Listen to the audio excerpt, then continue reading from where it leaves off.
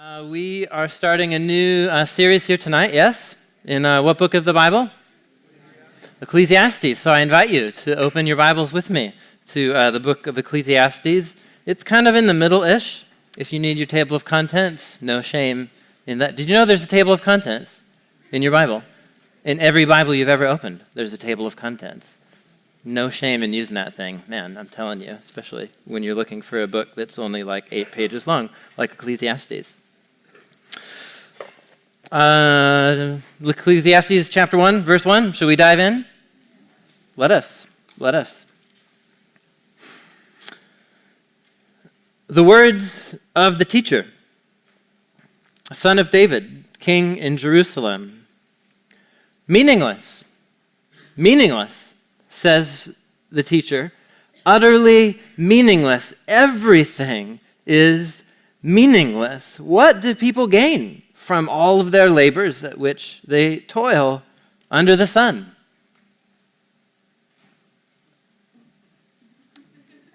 What did you learn at church tonight? So, what? Okay. So that's interesting. What on earth is this book doing in the Bible?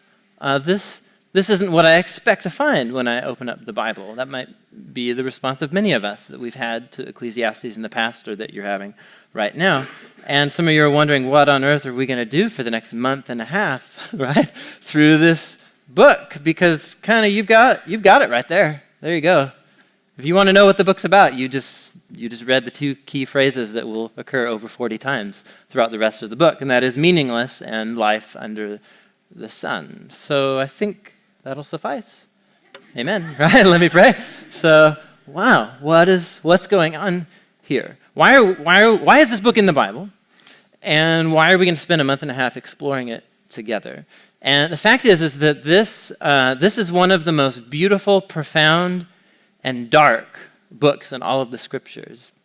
Many books in the Bible have a positive function of teaching us things that we couldn't know anywhere else, revealing us God's character, God's heart for the world, what he's up to, and so on. The book of Ecclesiastes is not positive. It actually has a negative role in the Bible. The book of Ecclesiastes is essentially trying to deconstruct everything that you thought you knew about life and the world and to reduce you to your knees by the end. So that the good news can in fact become good news. Because often the good news about Jesus comes to us as people who are actually quite content with life, or at least we think we are, or at least we think that true contentment and fulfillment in this side of the new creation and Jesus' return, we think it's actually maybe quite possible, and we actually spend most of our waking hours trying to pursue deep levels of happiness and fulfillment and contentment. And the book of Ecclesiastes is just going to throw a big wet blanket on your life for the next month and a half. Why are we doing this? We're exploring this negative book of the Bible. And there's lots of different reasons why. I'm going to focus on one tonight. Josh will focus on another one next week. Because this book of the Bible is aiming at a very common mindset, a pattern of thinking that's very, very prevalent. It was prevalent in the author's day. It's prevalent in our day. And I call this pattern of thinking the myth of religious fulfillment. And it's the idea that here, it's very prevalent, especially in religious communities. It's the idea that, I get religion in whatever form. In this case, we're a community of Jesus, so Jesus religion or whatever. So I follow God, I follow Jesus, I do the God thing for a reason.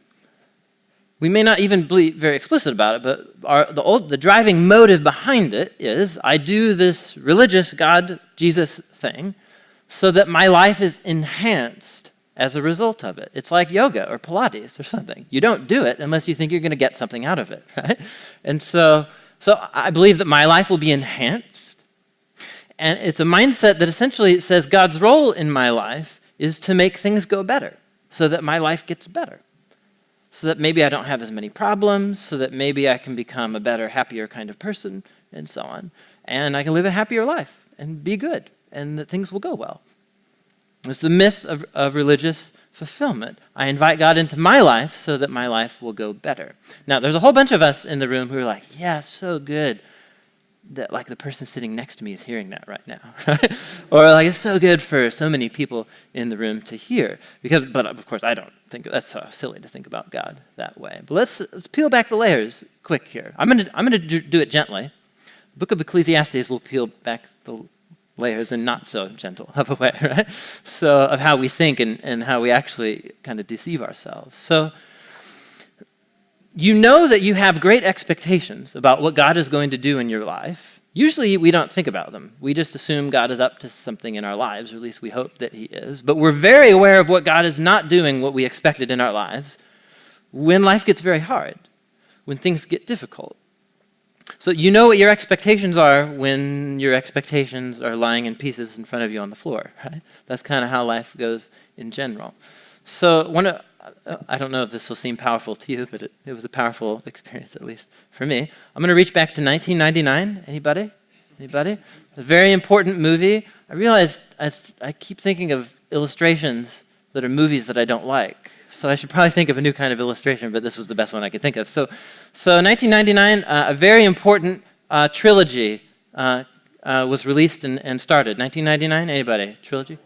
Yeah, the second trilogy of Star Wars, which was perhaps the greatest flop, right, in American cinematic history, right? So what? So I was raised on the original Star Wars trilogy.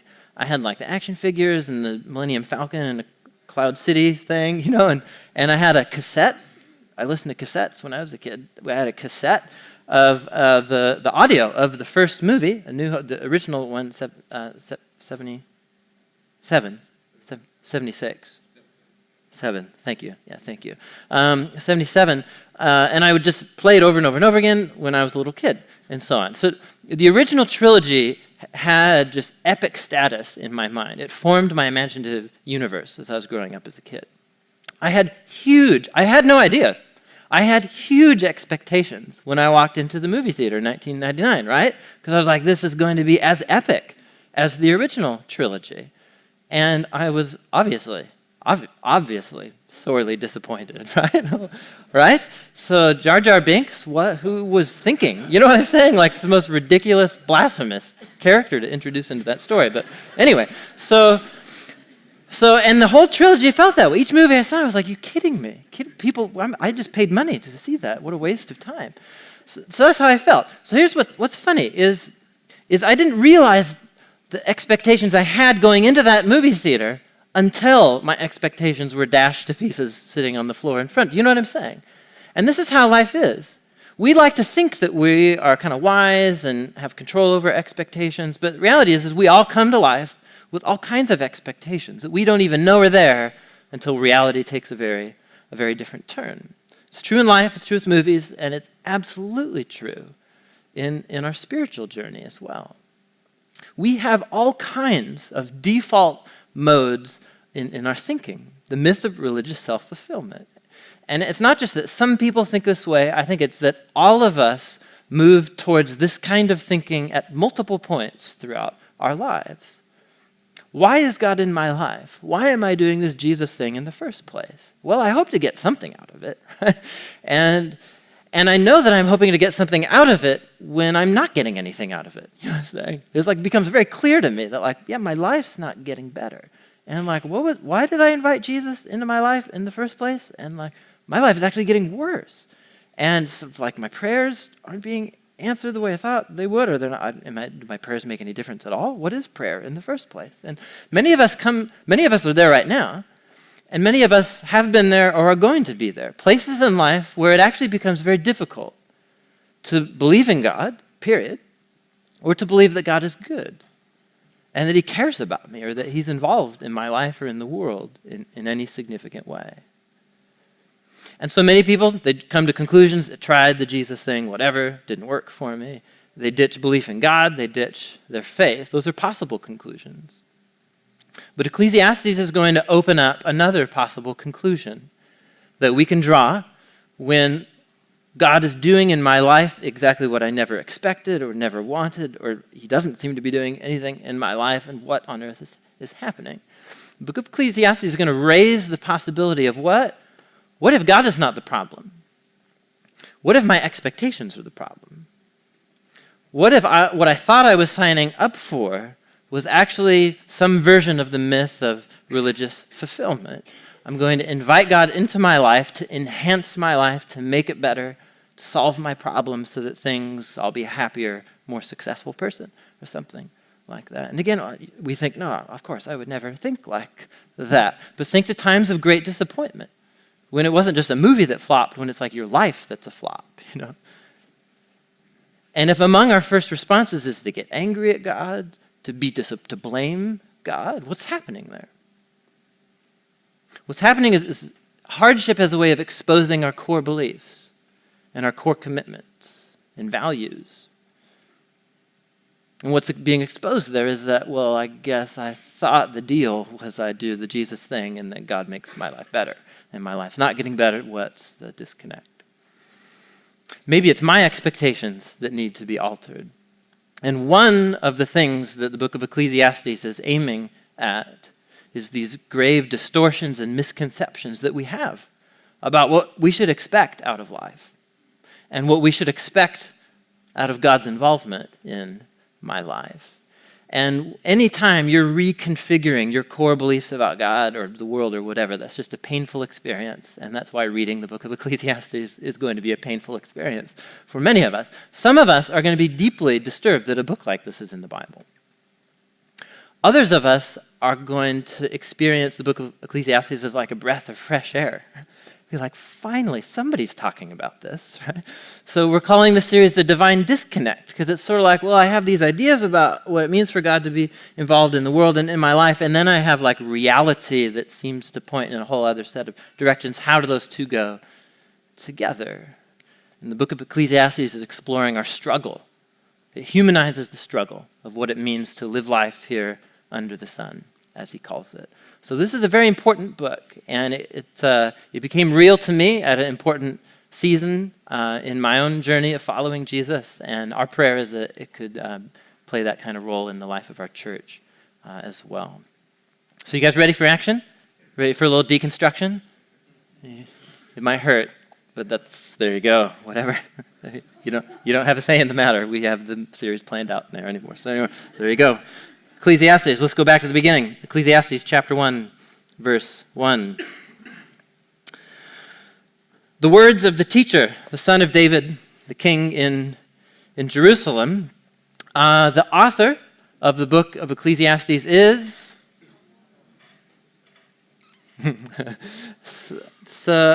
did I read Solomon? Did you read Solomon there? I didn't read Solomon there. So actually, if you read the book, you will find that the author of the book of Ecclesiastes is anonymous. Anonymous. In other words, nowhere in the book of Ecclesiastes or anywhere in the whole Bible does, here I am, dear reader, I'm Solomon, or I'm so-and-so, and here I am writing the book of Ecclesiastes to you. Actually, you don't read that anywhere in the book. And look even closer here. Look at the first sentence again. The words of the teacher, the son of David, king in Jerusalem, meaningless, meaningless, says the teacher.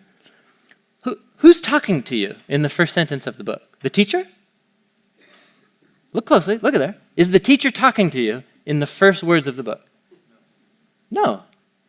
Do you see that there? Somebody else is introducing the teacher to you. Do you see that right there? Somebody else. So whoever the author of the book is, it's not the teacher. The main voice in the book is the voice of this teacher, or some of your translations have the preacher. And the Hebrew word is kohelet. It just means one who gathers, one who speaks in a gathering. So preacher, teacher, whatever. What am I doing right now? Preaching, teaching? I have no idea. So I'm just talking, right? So that's someone who speaks in a gathering. Most of the book is the voice of this teacher, but at the beginning, it is not the teacher speaking to us. Put your thumb here, turn to the last pages of the book, just a couple of pages forward to chapter 12. Look at chapter 12, verse 8. Meaningless, meaningless, says the teacher. Everything is meaningless. It ends as it begins. Now, not only was the teacher wise, but he also imparted knowledge to the people. He pondered and searched out and set in order many proverbs. Who's talking to us right there? The teacher? No. Who's talking to us? Yeah. Yeah. I have no idea who's talking to us. It's anonymous. The book is anonymous. So I think of the book of Ecclesiastes as it's like sitting with your grandpa on the front porch. He's smoking his pipe and he's, waxing eloquent about life on planet Earth or something like that. And he wants to tell you a story, right? Your grandchild's sitting there on the front porch with grandpa. He wants to tell you a story of this great teacher from the ancient past, the wisest man in all of the world. And he set out on this journey like a thought experiment. What if you kind of factor God out of the equation? What if these 70 years that we have here under the sun is all you got and then death? Is life worth living? Is there anything of significance or value, of ultimate purpose in the meaning of life if you factor God out of the equation and I got 70 years, this is all I got? That's the great thought experiment of the teacher. And Grandpa's going to tell you this tale of this experiment, this explorer, the teacher. And Grandpa's going to introduce the teacher to you, and then at the end, Grandpa's going to have some concluding words to make sure you don't misunderstand what the teacher was trying to say. So the author of the book of Ecclesiastes is, the speaker, go back to chapter 1, the speaker of the voice, or the teacher, is introduced to us as someone who's a son of David, king in Jerusalem, and that's why we all said Solomon. So traditionally, this figure in the book, the teacher figure, the voice that we hear, has been associated with King Solomon. Now, here's what's interesting. Go down to verse 16 of chapter 1. We'll get into the message of the book in a second, but I like history and background and stuff like this. Is this all right with you? Good, okay. Look at verse 16 of chapter 1. The teacher now is saying, "Now I said to myself, look, I have increased in wisdom more than anybody who has ruled over Jerusalem before me." And he's going to go on to say this about 3 more times. I was more wise, I was more wealthy, more powerful than all who were in Jerusalem before me. Now, this is real Bible trivia, but if you know the story of the Old Testament kings, how many kings were there in Jerusalem before Solomon? In Jerusalem before Solomon. 1. And who's that? His dad.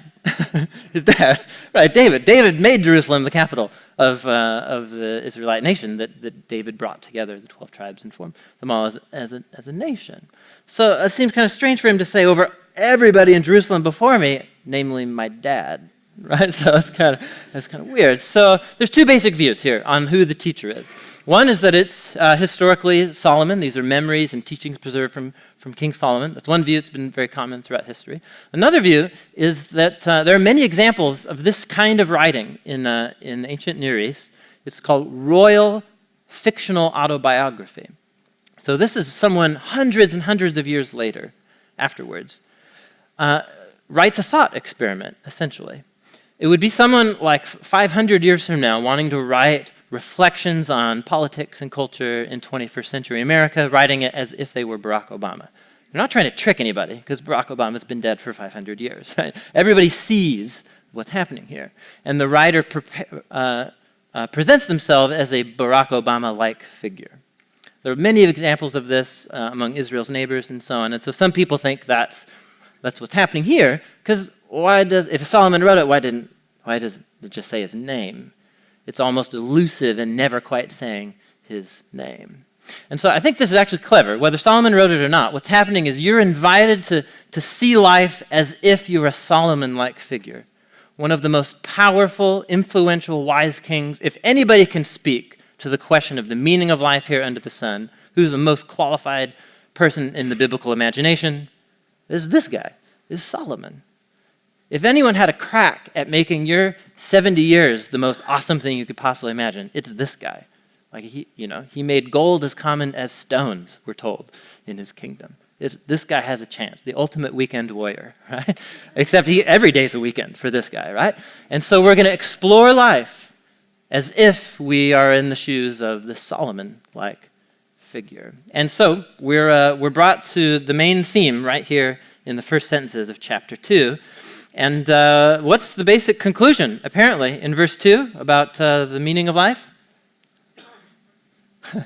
That it has none, apparently. Right? So in the New International Version, it has meaningless. Others of you have translations that say vanity, vanity. So that might be the English Standard Version or the King James, the New American Translation. So vanity is kind of the historically in English translations, the word that's been used. This is the core word. This word right here gets repeated 40 times throughout these 12 chapters. This isn't key. If you want to understand the book of Ecclesiastes, you have to get what's going on with this word. Everything revolves around what the teacher means by this word. So vanity is what many of your translations have.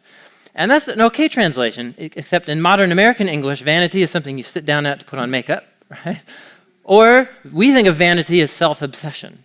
And that's not, neither of those is what the teacher means. Meaningless is pretty good, except meaningless would lead you to think that the teacher has looked at everything in life and then is now making a conclusion there is no meaning whatsoever. And that's not, you look at the use of the word in the book, and that's not what he means. It's not what he means. The word that's going to be used 40 times over in these 12 chapters, it's the Hebrew word. I'll teach it to you here. Who wants to take a crack at it there? Hevel. Hevel. Why don't you say it with me? Hevel. Hevel. So Hevel is brilliant. I told you this book is beautiful and brilliant all at once. It's a metaphor. Literally, it means smoke or vapor. And what he's going to do is he's going to run everything through this grid. He's going to do all these little thought experiments. And I saw like a guy who was really wealthy, and then he died alone and poor. That's Hevel, he'll say. I saw a righteous man, and he was really good, and everybody loved him, but then all his kids died, and horrible things happened to him. That's Hevel.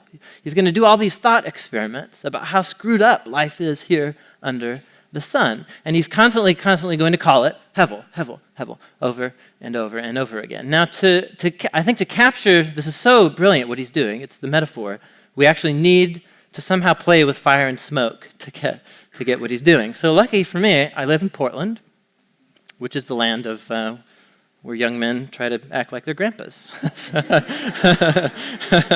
So when Josh invited me and Josh Nails invited me to become a pastor here at Door of Hope a year ago, actually, he said one of the benefits he told me was that I would get my own pipe, and so he gave me this old hand carved Danish pipe.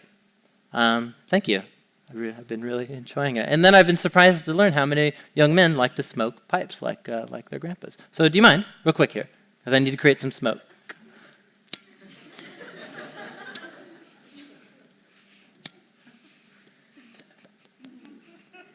Okay, all right.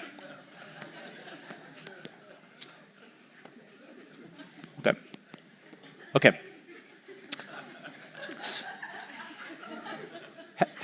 Hevel, did you see it? Do you see it? Right, you can see this Hevel right here, but a concentrated form. Hevel. Now, just notice the first thing that's happened.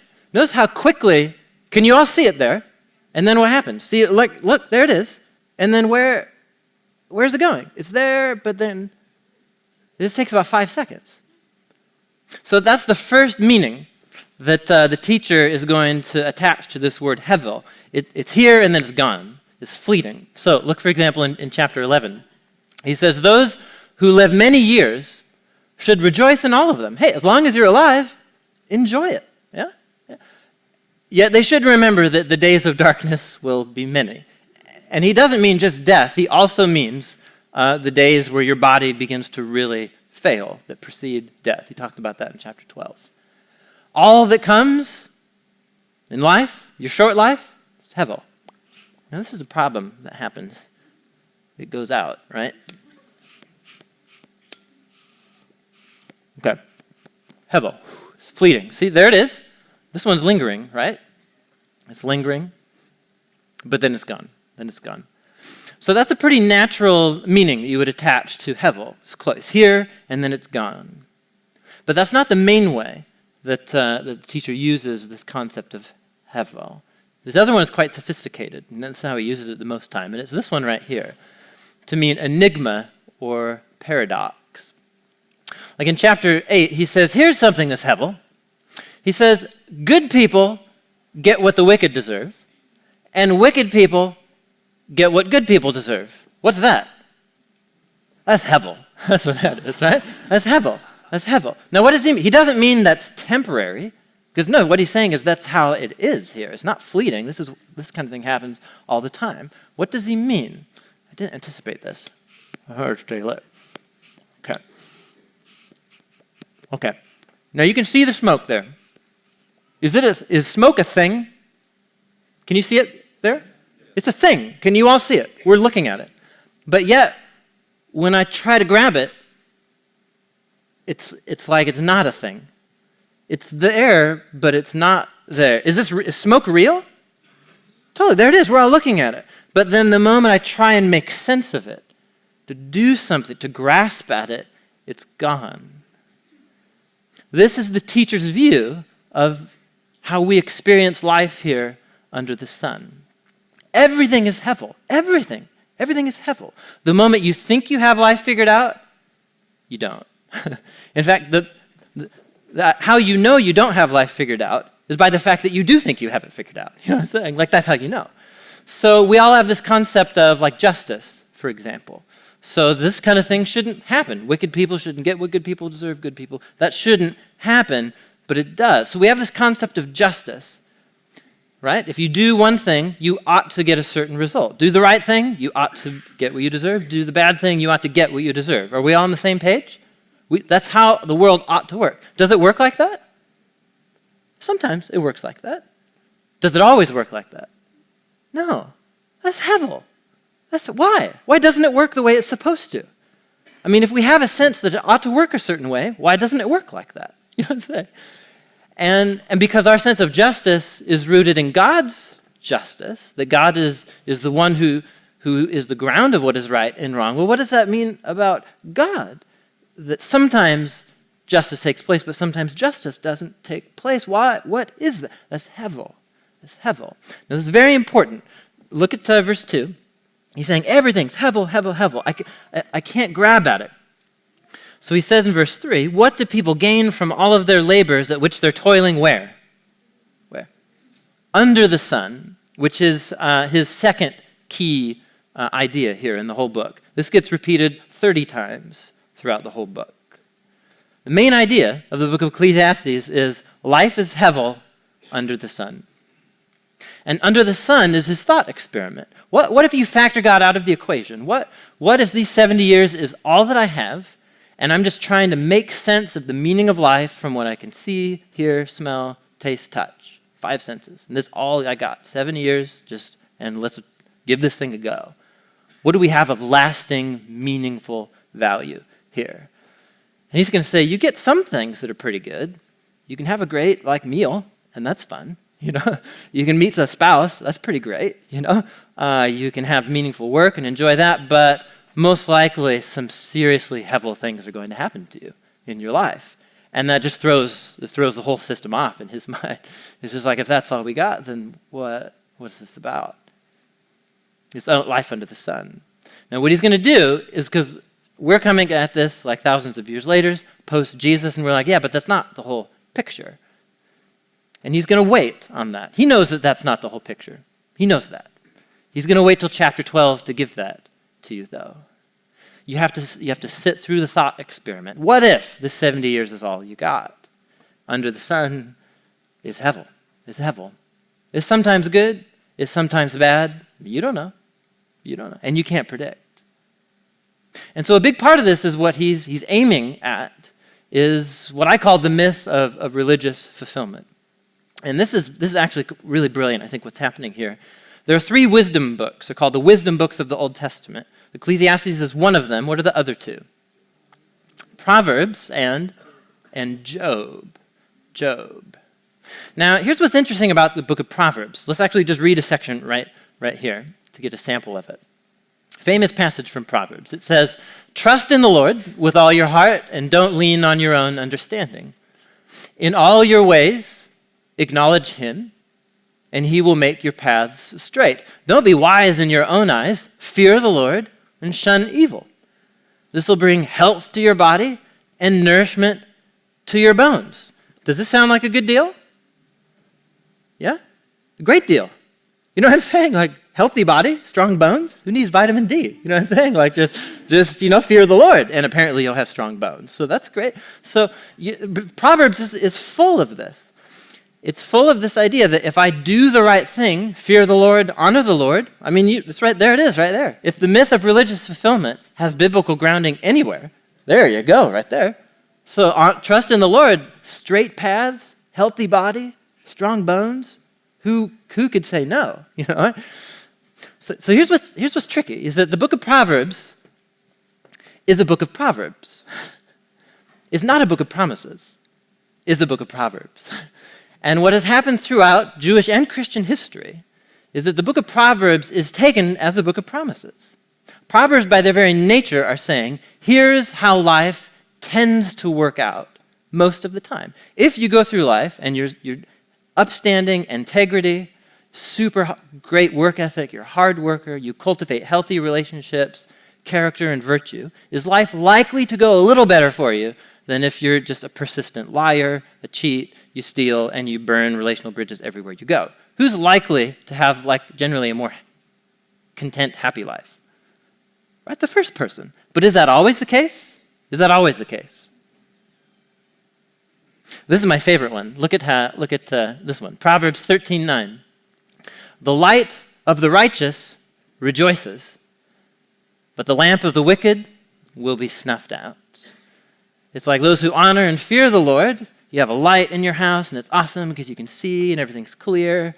But if you don't honor the Lord and you do evil, it's like your lamp will get snuffed out.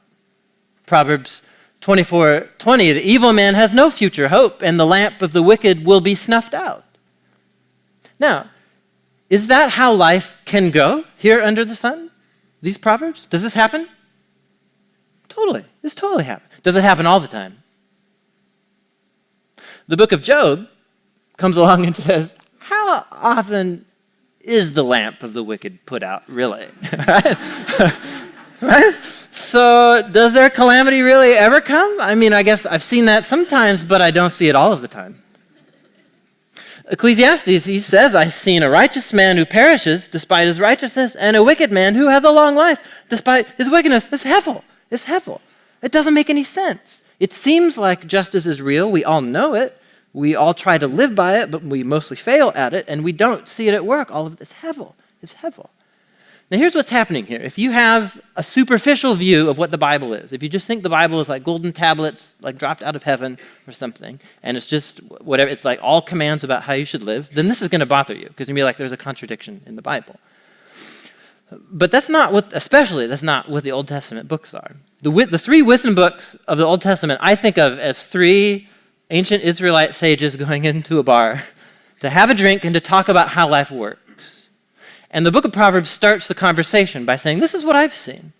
I see people do this, they honor God, they shun evil, they fear the Lord. Life will tend to go a lot better. And Ecclesiastes, you're going to read. The teacher says many places, that's totally true, but it's not true all the time, and that bothers him to death. It bothers him to death, and so he's going to highlight those examples. And so really, it's you need all three of the wisdom books to give you a holistic understanding of what it means to be a human being and to be in relationship to this God who's working out his purposes here in the world, but whose purposes I don't always understand. One of my favorite Old Testament scholars, he puts it this way. He says the most challenging difference between the wisdom books arises when one author, like the teacher in Ecclesiastes, when he doubts or questions the validity of basic affirmations in other parts of the Bible. But this is precisely the purpose of these books in the collection of Scripture. They compel us to an honest faith that's willing to acknowledge the presence of doubts that we cannot dismiss and questions that we can't always fully answer given our human limitations. Some of you are deeply bothered right now. Some of you, this is a breath of fresh air. Right? So when the teacher says life is Hevel, it's an enigma. It's like I can see it, but I can't grasp at it. Does that rule out the possibility that life has any meaning at all? In other words, when he says it's Hevel, is he saying there is no meaning whatsoever? Is that what he's saying? That's not what he's saying. He's just saying, I sure can't figure it out. There may be a meaning, I just can't grasp what it is. And here we come down to it, is that very, very often the myth of religious self-fulfillment paints a very black and white world. I do the religion thing, and God's going to do his thing, which is straight paths, healthy bones, strong. Like that's how it works to enhance my life. But then we come across life experiences that just break all of that down, and where this doesn't seem to work. And then it exposes our core assumptions about God. Well, God must not be real, or he must not be good, or he must not love or care for me. And the book of Ecclesiastes creates this middle space that says, what if I just have the wrong set of expectations altogether? What if God's promise to me under the sun, by which he means in this broken world compromised by evil and compromised by sin, what if God's promise to me is actually not to solve all of my problems? What if that was never his promise to me? What if his promise to me was actually not that my life may go better and that all of my dreams may come true? What if his promise to me, that's later revealed in the cross, is that God actually enters into the Hevel of human existence and takes it into himself on the cross? And what if you and I are left in a position of great humility, where even though I may not be able to grasp at what the meaning of life is, am I going to presume to say, therefore life has no meaning because I can't figure out what it is? And there you go. There you go. That's the punch in the gut of Ecclesiastes.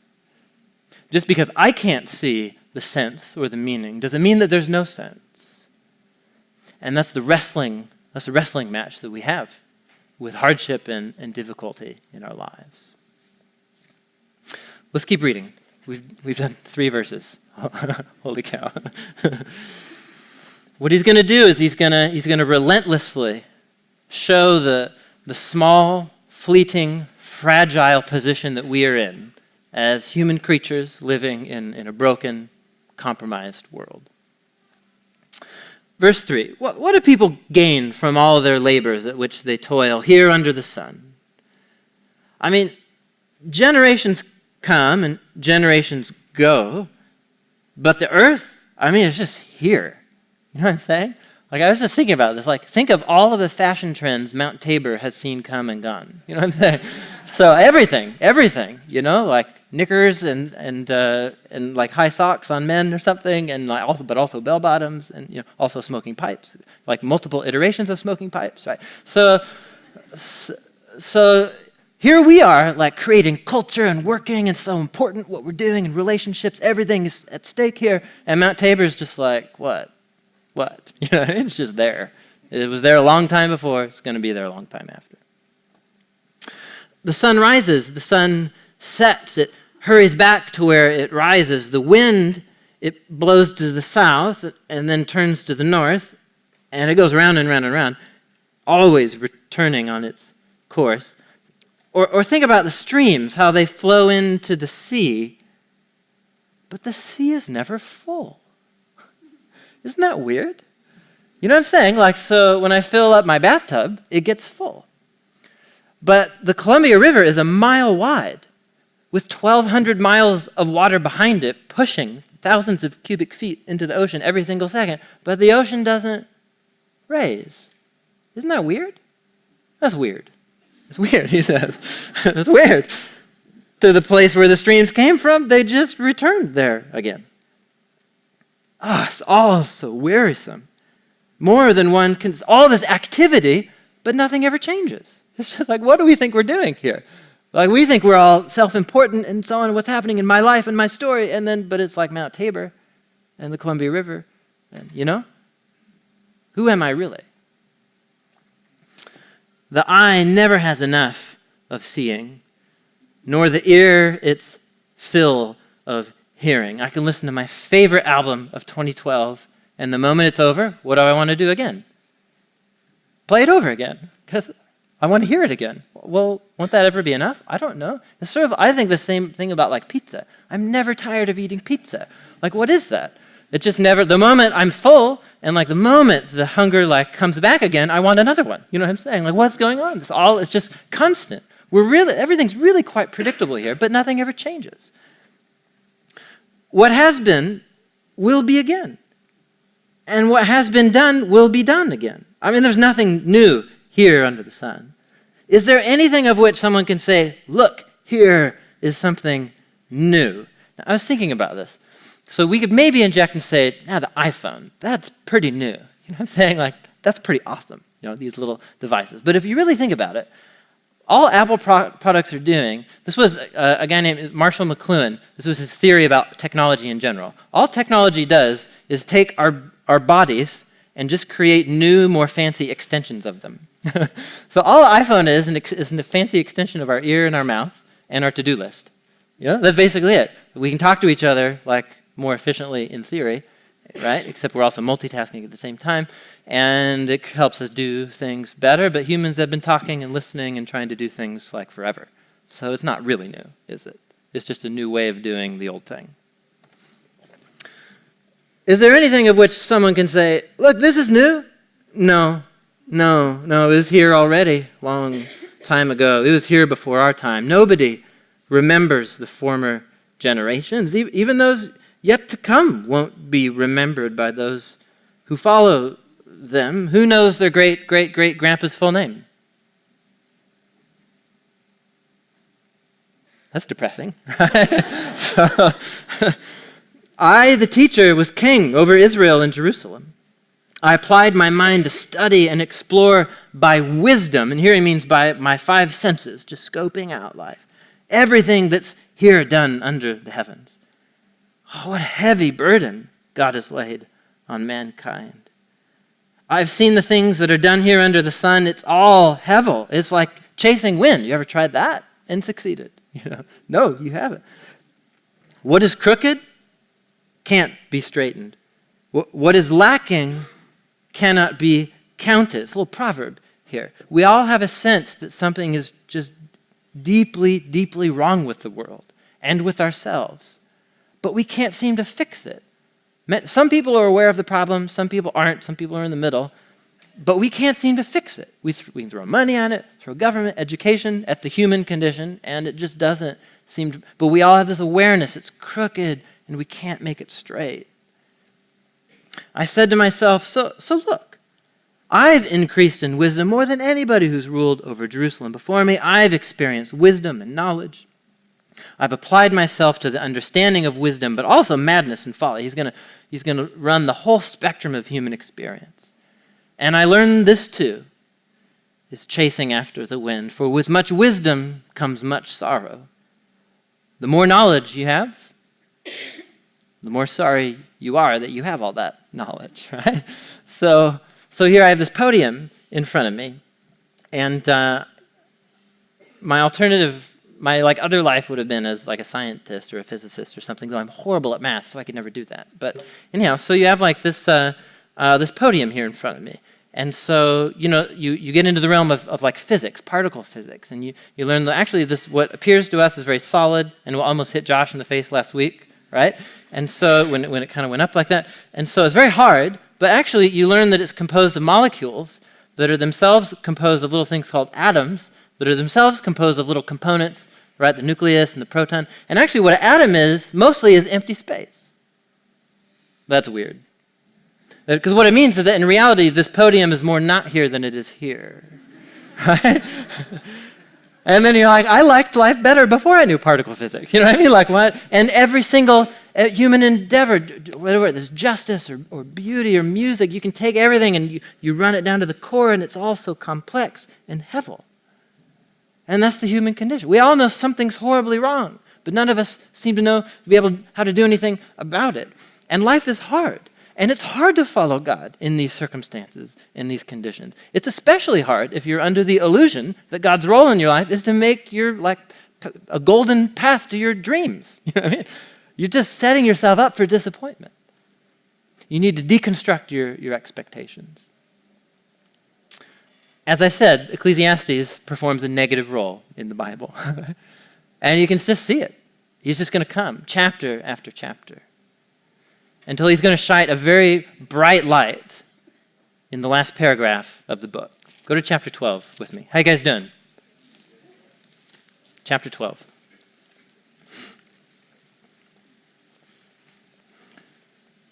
Again, we'll go over many of these ideas multiple times. Josh will bring a whole different angle on this next week. Chapter 12, verse 9. The author of the book, Grandpa, sitting on his porch.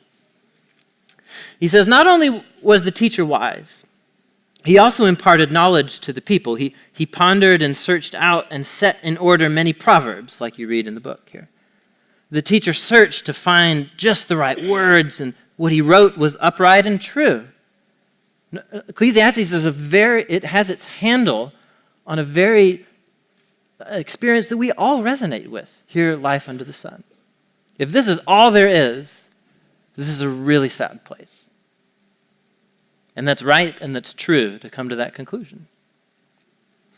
He says, the words of the wise, they're like goads, and their collected sayings are like firmly embedded nails given by one shepherd. He's essentially saying these books of wisdom in the Bible, they're like a stick with nails on the end that a shepherd uses to prod sheep or oxen in the direction they want them to go. And I think a shepherd there is a metaphorical reference to God. So God has inspired and given these wisdom books, all three of them, three guys, they all have different perspective to give us the holistic view on human experience. And the book of Ecclesiastes is going to hurt because it's going to poke you. And it's going to expose areas where you've bought into the myth of religious fulfillment. It's going to expose ways where I have a distorted view of myself or God, and it's going to hurt when that stuff gets exposed inside of me. But this exposure is taking place at the hands of a good shepherd who's trying to prod us in a direction that leads to life, which is what he says. He says, be warned, my son, of anything in addition to them. You can read endless books on people deconstructing everything. And of the making of many such books, there is no end. And in fact, you'll weary your body in the process of reading them. So here, everything's been heard. The conclusion of the matter, fear God, keep his commandments. This is the duty of all mankind, for God will bring every deed into judgment, every hidden thing, whether it's good or evil. This isn't whiplash at the end of the book here. Essentially, what he's doing, and Josh will unpack this, what he's doing is he's pulling back the curtain and saying, but this in fact isn't all that there is. This isn't all there is. These 70 years aren't all that we have. And in fact, every decision that we make does matter, but it matters in ways that I may not be able to see. I actually may not ever have a handle on why certain hardships enter my life. I may never grasp why it is that things don't make sense in my life and why that happened to me. But does that mean that there is no meaning? And the teacher, Grandpa sitting on the porch, says, no. But it's important that we disabuse ourselves of these distorted ways of thinking about God that set us up for a fall. So I realized that was like total fire hose right there. And so we're going to explore all of this again from lots of different angles in the book. But I think this is such a relevant word for us to hear, especially in a city and in a culture where, dude, it's like these 70 years, man, that's all you got. That's all you got. And even as Christians, we can get into that mindset as well, and it sets us up for a fall.